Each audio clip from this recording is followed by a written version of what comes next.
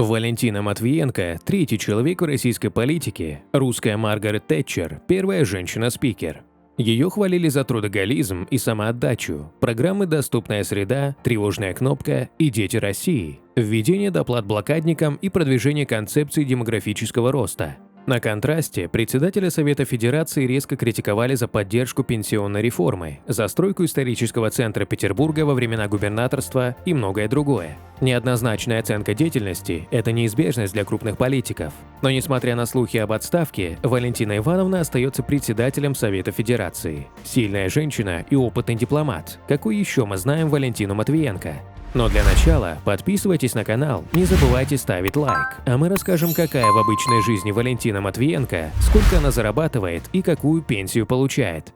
Родилась Валентина Тютина 7 апреля 1949 года в Украине. Ее родина – село Шепетовка Каменец-Подольской области, которая впоследствии была переименована в Хмельницкую. Валя была самой младшей из сестер, на момент ее рождения в семье уже подрастали старшие девочки – Лидия и Зинаида.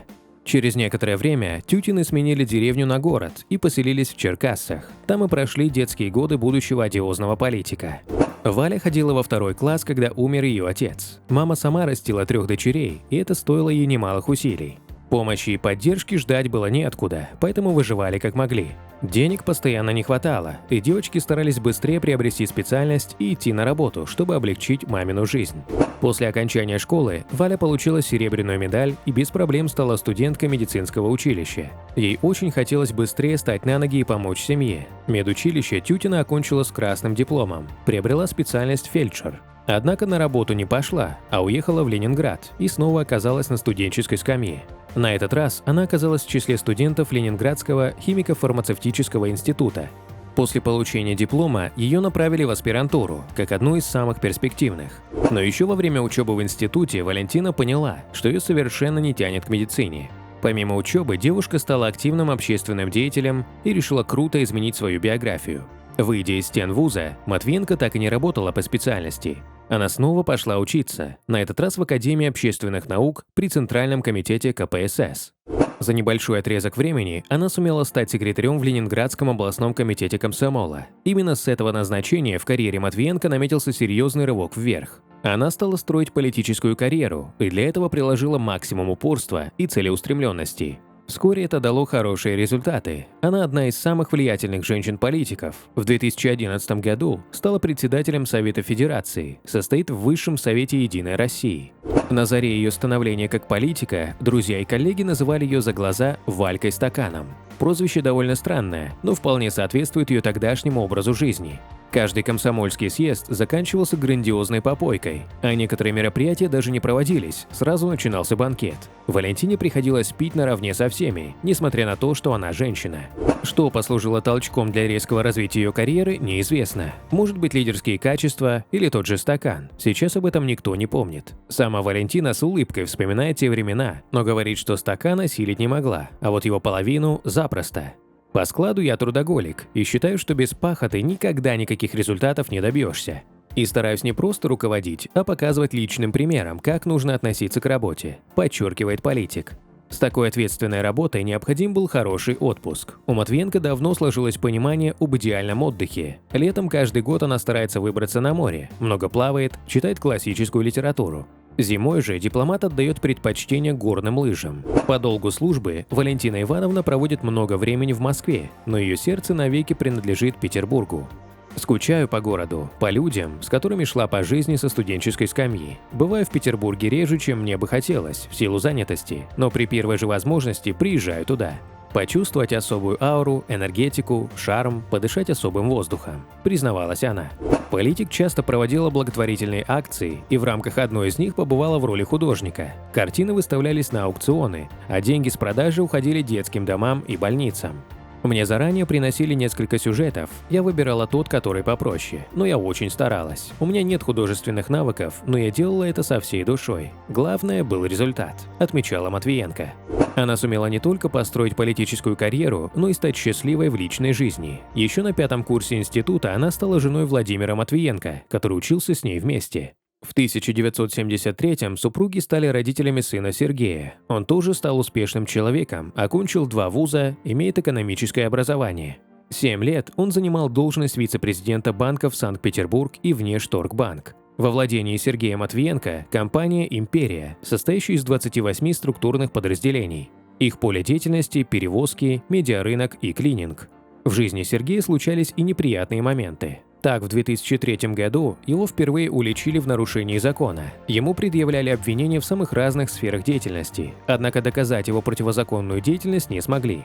Первый раз Сергей женился в 2004 году на певице Заре. Их брак был основан на большой и страстной любви, но длился недолго. Супруги подали на развод в 2006, и причиной назвали отсутствие взаимопонимания. Через 2 года после развода Сергей Матвиенко привел в дом новую жену. Ею стала девушка из Санкт-Петербурга Юлия Зайцева. В 2009 году у них родилась дочь, которую назвали Ариной. Когда у политика выпадает свободное время, она с удовольствием ведет домашнее хозяйство, любит поколдовать на кухне или посидеть за мольбертом. Она легко справляется с блюдами как русской, так и средиземноморской кухни. Кулинарными шедеврами она угощает членов семьи и близких друзей. Валентине Ивановне 72 года, и она ведет здоровый образ жизни, ходит в бассейн и занимается в тренажерном зале. Эти занятия помогают ей выглядеть сногсшибательно. 30 августа 2018 года Валентина Матвиенко овдовела.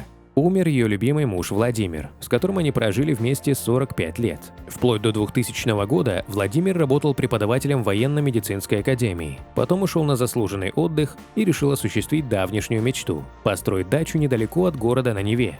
Последние годы он жил именно там, в доме, который располагался недалеко от станции железной дороги Громово. Он уже не мог сам передвигаться, практически не поднимался с инвалидного кресла. Специально для него наняли женщину, которая ухаживала за ним. По долгу службы Валентина не могла быть постоянно рядом, она продолжала интенсивно работать. На счету у Валентины Ивановны несколько тысяч квадратных метров владений. В поселке Комарово, который располагается на берегу Финского залива, в 40 километрах от Петербурга, у госпожи Матвиенко в период службы имелась дача. Так как дача предоставлялась только на период службы, Валентина приобрела еще один участок с домом территорией 980 квадратных метров. Примерная стоимость дома от 200 до 450 миллионов рублей. Поселок недоступный для обычных людей, в нем живут общественные и политические деятели. В поселке Петрово-Дальнем под Москвой у Матвиенко есть земля, и ею она владеет более 20 лет.